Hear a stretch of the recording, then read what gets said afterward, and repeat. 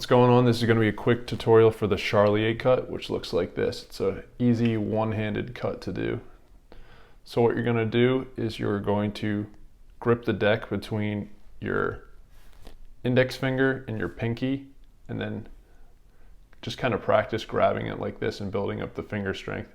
And then you're going to use your middle and ring finger on the back here, and then your thumb to kind of support it in the front.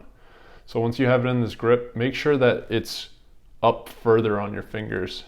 As you can see here, it's kind of by this like third knuckle, I guess. If you have it lower down, it's going to be much more difficult to do the cut. So make sure it's kind of rested up towards the tips of your fingers.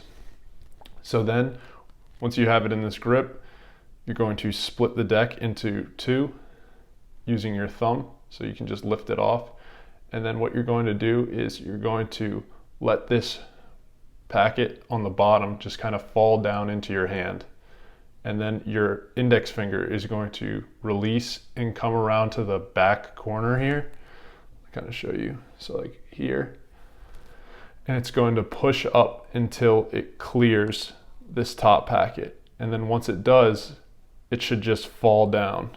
And then you can close it up by just dropping it on top. And then you can square it up so you can go again. So once more, split, let it fall down, take your index finger, push the corner up until it clears. Once it clears, let it fall, and then close it up. And there you go, that's how you do it. So slowly, and then sped up.